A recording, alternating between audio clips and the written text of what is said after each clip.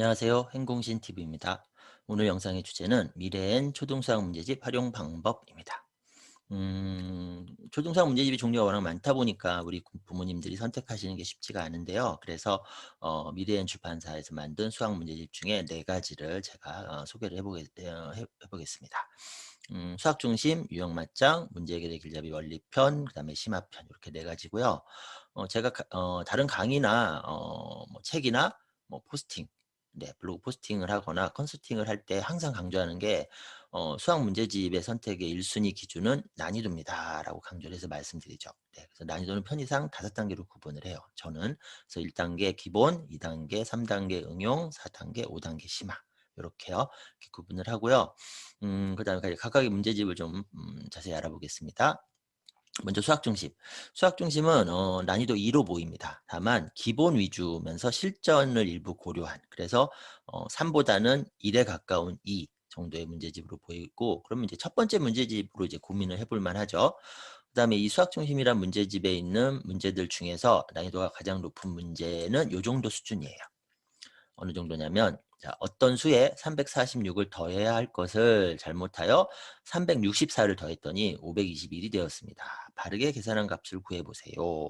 네, 이 정도. 그 다음에 다른 문제 하나 더 보면요. 종이배를 은지는 283개, 대호는 432개 접었고 민수는 대호보다 164개 적게 접었습니다. 세 사람이 접은 종이배는 모두 몇 개인지 풀이 과정을 쓰고 답을 구해보세요. 네, 이 정도입니다. 네, 그래서 사실 전국 기준으로 봤을 때 이 정도 문제는 풀 수 있어야 돼요. 네, 어쨌든 이 정도 문제가 수학 중심이라는 문제집에서 가장 난이도가 높은 문제이기 때문에, 그러면 다른 문제들, 대부분의 문제들은 이 문제보다는 쉽다는 거죠. 네. 그 얘기는 아이 입장에서는 좀 부담이 덜할 거라는 거죠. 좀 쉽게 편하게 시작할 수 있는 문제집으로 보입니다. 네. 그다음 두 번째 문제집 유형 맞장. 유형 맞장은 마찬가지로 난이도 2로 보이기는 하지만 기본을 일부 고려를 하고 실전 쪽 실전스러운 문제들 위주로 되어 있기 때문에 1보다는 3 쪽에 가까운 문제집으로 보입니다. 네, 그래서 이 수학 중심하고 유형 맞장의 차이점은 난이도가 한 단계 위다라기보다는 실전스러운 문제, 아주 어려운 문제는 아니지만 유형 자체가, 네, 그러니까 난이도 2 정도 수준의 실전스러운 문제들이 많다. 문제 수가 많다. 네, 그래서 약간 윗단계로 보여지고요. 이 문제집에서 이제 어려운 문제는 이런 겁니다. 기차가 서울역에서 출발하여 대전역에서 한번 정차한 다음 다시 경주역으로 가고 있습니다. 서울, 대전, 경주역. 대전역에서 286명이 내리고 456명이 탔더니 지금 기차에 타고 있는 사람이 951명입니다. 서울역에서 출발할 때 기차에 타고 있던 사람은 몇 명일까요? 네, 이런 문제. 또는 하나 더 볼게요. 그림에서 한 삼각형 안에 있는 수들의 합은 913으로 모두 같습니다. 디귿에 알맞은 수를 구해보세요. 네, 이런 문제. 네, 그래서 앞에서 봤던 이 수학 중심에 있는 난이도가 높은 문제들보다는 조금 더 어렵죠. 네, 조금 더 어려워서 이 문제집도 첫 번째 문제집으로 들어가 볼 만해요. 네, 그러니까 지금 보여드린 이런 문제들 위주로 돼 있다고 하면은 첫 번째 문제집으로는 좀 어려울 수 있어요. 하지만 그게 아니라 이제 가장 어려운 문제라는 거니까 대부분의 문제들은 이 문제들보다는 쉽다는 거죠.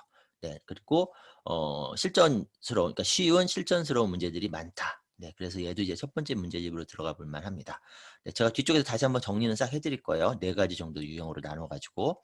자, 세 번째 문제집, 문제 해결의 길잡이 원리편. 네, 그래서 이 문제집은 원리편은 난이도 3하고 4의 중간 정도로 보이고 난이도 3에 해당하는 문제가 많습니다. 그다음에 문장제가 많아요. 문제 해결의 길잡이라는 문제집의 특징이죠. 문장제 위주로 되어 있다는 거. 네, 그리고 전체적으로 난이도는 4보다는 3에 좀 가깝게 보입니다. 가깝게 보이고 이 문제집에서 이제 난이도가 높은 문제는 이런 문제입니다. 다음 조건을 만족하는 세 자릿수는 모두 몇 개입니까? 그래서 100의 자릿수와 10의 자릿수가 같다. 그다음에 짝수입니다. 두 가지 조건을 따져가지고 모두 몇 개인지 찾아내는 거라든지, 또는 광현이의 할머니네 농장에는 오리와 염소가 합하여 50마리 있습니다. 광현이가 농장에 있는 오리와 염소의 다리를 세어보았더니 모두 150개였습니다. 오리는 몇 마리였겠습니까? 이제 오리는 다리가 2개고요. 염소는 다리가 4개죠. 네, 그거를 감안해가지고 이제 전체 다리수에서 이제 아무튼 이걸 엮어서 예 자제 문제를 풀어야 되는데 가장 어려운 문제.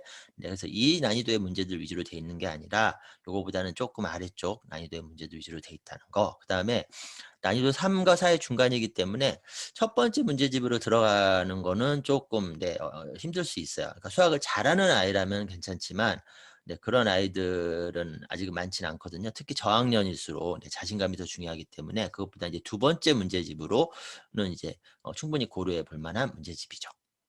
자 마지막으로 문제 해결의 길잡이 심화편입니다. 자 이거는 이 문제집은 학기 교재가 아니에요. 1 년짜리 교재예요. 네. 그래서 학교 진도하고는 좀 다르게 움직이는 교재입니다. 난이도는 심하잖아요. 근데 이제 5 라고 말하기는 쪼끔 애매해요. 4 하고 5의 중간 정도로 보여요. 그러니까 심화 중에 쪼끔 덜 부담스러운 심화 요렇게 보입니다.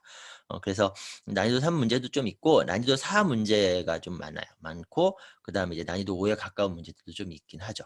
네. 그래서 이제 문제 해결의 길잡이 원리편보다는 좀 윗단계. 원리편이 3과 4의 중간이었잖아요. 그러면은 심화편은 4와 5의 중간. 네 요렇게 보입니다. 그래서 이 문제집에서 이제 가장 어려운 문제는 요런 문제들이에요. 부산행 기차가 서울역에서 출발하여 대전역에서 125 명이 내리고 143 명이 기차에 탔습니다. 다음 대구역에서 89 명이 내리고 탄 사람은 없습니다. 마지막 부산역에서 내린 사람이 334 명일 때 처음 서울역에서 기차가 출발할 때 타고 있던 사람은 몇 명입니까? 문장도 길고 뭐 조건도 여러 가지고 좀 정신없고 복잡해 보이죠? 자 그다음에 하나 더 보면요. 4 장의 수카도 565, 723, 172, 555 중 3 장을 뽑아 다음과 같이 식을 만들어 계산하였더니 계산 결과가 340 이었습니다. 네모 안에 알맞은 수를 써 넣으시오. 사실 이 문제는 현실적으로 봤을 때 문제를 읽은 아이들 10명 중에 9 명은 머리가 하얘질 거예요. 도대체 어떻게 네 아무튼 네 그런 난이도의 문제이긴 한데 그렇다고 해서 이게 엄청나게 어려운 문제는 아니에요 사실은. 네. 그래서 이런 문제들은 이제 4 정도 난이도 4 정도로 이제 볼 수 있겠죠. 자 어쨌든 심화편은 난이도 4와 5의 중간 정도 이렇게 보여지고요. 자 그러면 이제 이 네 가지를 보여드렸는데 어떻게 활용을 하면 좋을까? 자 활용 1 번 "우리 아이가 수학을 잘 못하는 것 같다. 좀 힘들어하는 것 같다. 아빠 닮아서 좀 느린 것 같다." 네 그럴 경우에는 당연히 이제 기초부터 탄탄하게 가야겠죠. 네 그래서 가장 쉬운 문제집인 수학 중심을 하고 그다음에 수학 중심을 한 다음에 유형 맞장으로 그러니까 난이도를 살짝 올리는 거죠. 근데 문제 수가 많잖아요. 그래서 유형 맞장으로 보충을 하는 방법. 이 첫 번째 케이스. 이거는 이제 가장 이제 조금 이제 쉽게 가는 방법인 거죠. 네.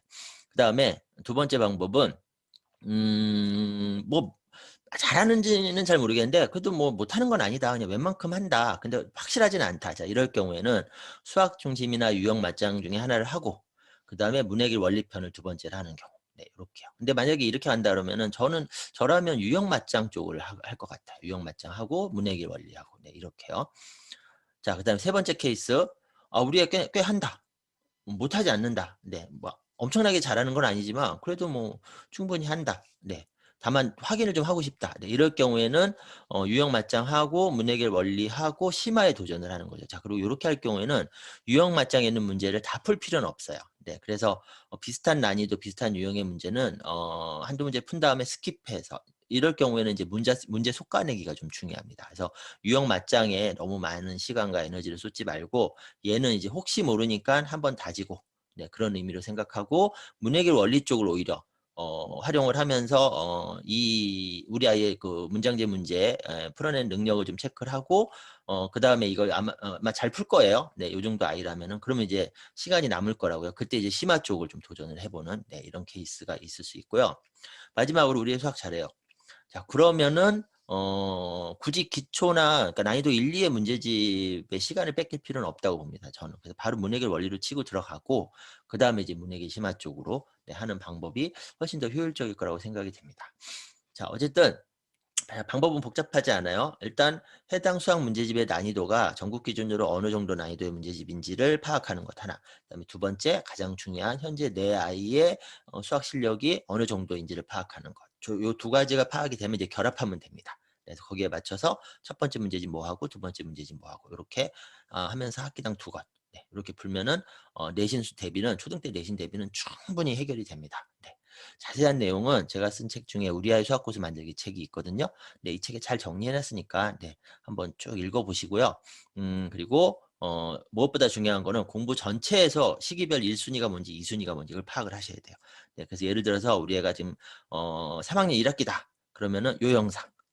네. 우리 애가 4 학년 1 학기다. 그러면 요 영상을 보시면 4 학년 1 학기 때, 뭐 5 학년 1 학기 때 공부의 우선순위를 정리해 놨으니까 도움이 되실 거예요.